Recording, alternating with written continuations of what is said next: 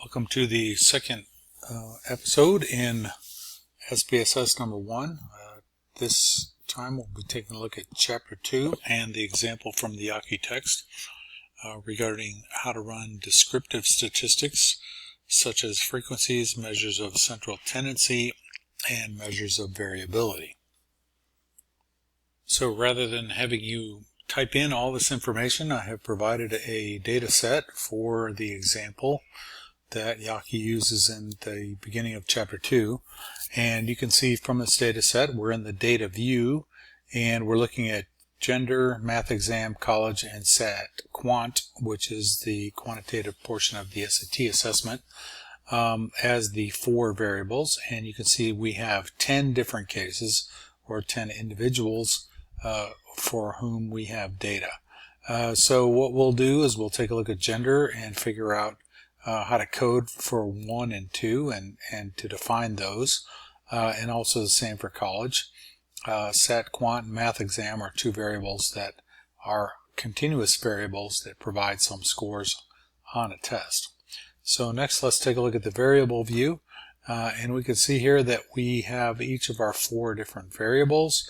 Under the values component, what I've already done is defined 1 as being male, 2 as being female for the gender variable, and for college, 1 is equivalent to being staying at home during college, and 2 is away. Over here on the right, we might want to relabel the measures.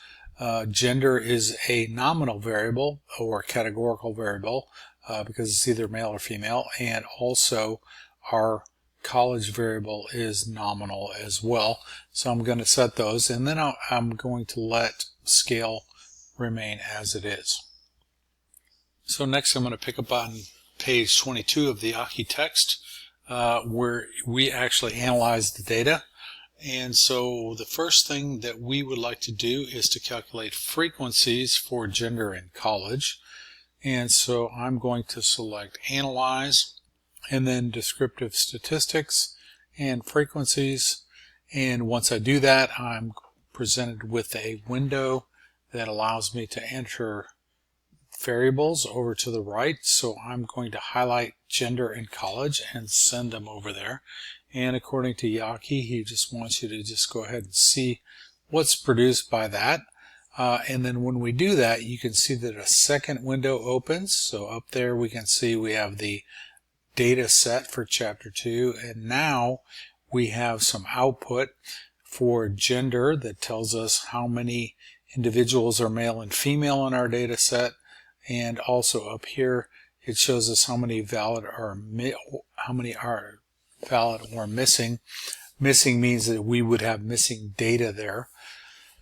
By default in SPSS, it puts a dot or a period in that cell if there's data that are missing. Going down to college, we can see we have 6 cases where the individual stayed at home during college, and then 4 when they were away. So this illustrates how to run that frequencies routine on a categorical variable or 2. Next, we'd like to run that same frequencies routine on our continuous variables. So we will go back up to Analyze, and now I'm on page 24 of the Yaki text, where he talks about running this analysis on central tendency and variability. And so again, I will select Descriptive Statistics and Frequencies. And you'll notice that our old routine or old selections are still in here, so I have to get rid of gender and college and move those over to the left, and likewise move math exam and SAT quant to the right. And then Yaki suggests that we define some of the statistics that we'd like to see. So central tendency, mean, median, and mode. We also want to know how spread out the data are, or how dispersed they are. So I'm going to select standard deviation and variance and max and min. We also might want to pick skewness and kurtosis, because even though Yaki doesn't mention that, we are interested in those variables because those tell us whether our data are normally distributed or not. And one of the things we would like to know is to meet the assumptions of many of our statistical analyses, we have to make sure that our data sets are normally distributed. So skewness and kurtosis can give us some of that information. So I'm going to click on Continue, and that'll take us back to the frequencies definition screen.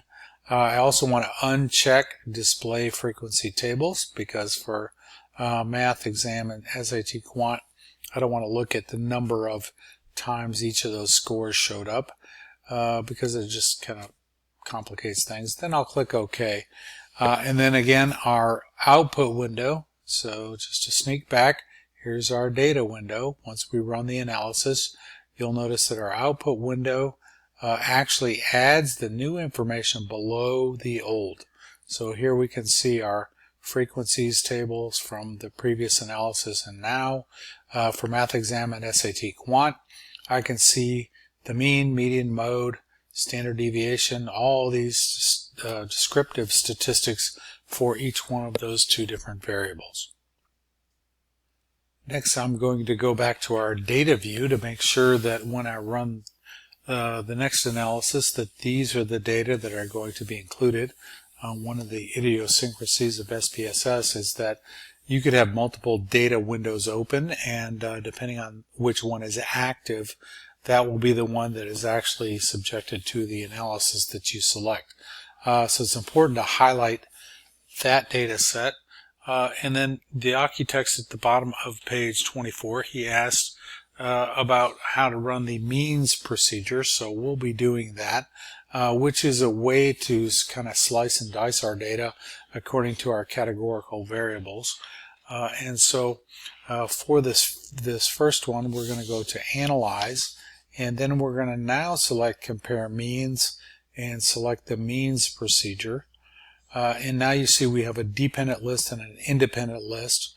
So according to the example provided, we want to put SAT Quant into the dependent list, and then we are going to want to slice and dice that by the college. Remember, that's home and away.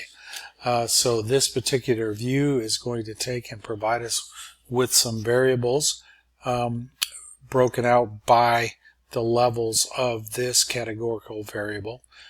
We want to select options just to see what's being included. Yaki suggests we just leave mean, number of cases, and standard deviation, but you can see there's a wide variety of descriptive statistics that you could include in this analysis. But we're going to go ahead and do what he suggests doing and just sort of keep that the way it is. Going back to the means dialog window, we're going to select OK. And now in our data view, we can see the means, the results of the means analysis. And so now down here you can see broken out by either being at college, living at home, or away, what the mean is and what the standard deviation is. So you get an idea here of how it breaks it down according to the categories of college. Now the next step then would be to add another layer of complexity to that. So we're going to go to Compare Means and then select Means. And then according to Yaki on page 28, what we want to do, and notice, is that this is layer 1 of 1. So we can take and we can click on Next, and that provides a separate layer of analysis. So I'm going to take the other categorical variable, which is gender, slide it into the independent list, and just to show you what's going on here, we have two layers now. One is based on gender. If I go to Previous, I can see the first one is based on college. So SAT Quant as the dependent variable is going to be divided up according to whether they were home or away for college, or what their gender was, male or female. I'm going to leave the options the same way just so you can sort of see how this works, but just keep in mind that you can add additional descriptive statistics to this report. Then I select OK. And then looking at our output report now, you can see the means procedure SAT quant by college by gender. So we've got all three variables in here, and our output report shows us for if students stayed at home and they were male, here's their mean. If they stayed at home and were female, here's their mean, 523, and away, male and female. So we can see how now the data are divided up according to the specific categories. So that about does it from the example in chapter 2 of Yaki.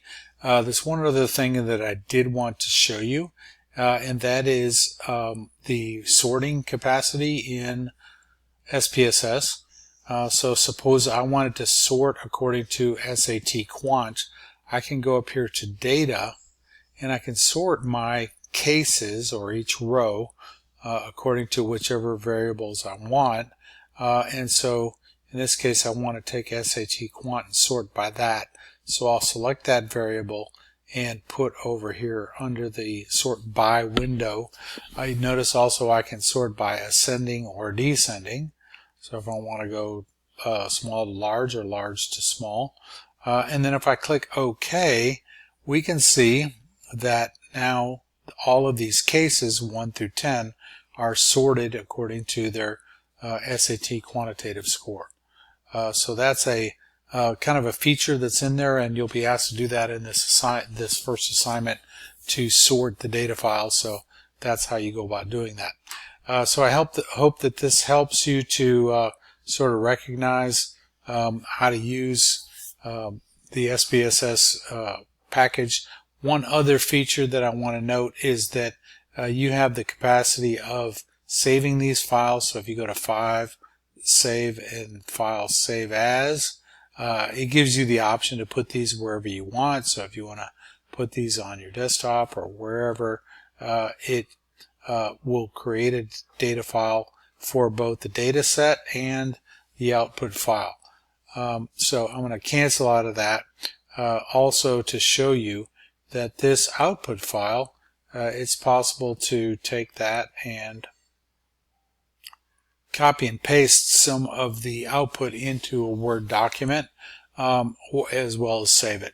So here you can see that if I highlight and click on and highlight one of these areas in the output file, under Edit, you can see I can copy Special and select the kind of file that I want to put this into. So rich text would be in a Word document. So if I click on that and then click OK, it'll take a snapshot of that. And then if I open a Word document and then paste it, you can see that it drops that data file or that portion of the output file right into that Word document. I know that Mac users, it's a little bit easier, but nonetheless, that's how you do it. So if you ever want to copy that into a Word document, that's how you can take pieces of that. Also note that this this whole outline on the left-hand side, you can highlight components of that and then delete those. So as I did that, you notice that part of that file that I highlighted over there on the left was deleted. And so you can clean up your output file if you need to do that before turning in your assignment. All right, so that does it for Chapter 2 of Yaki.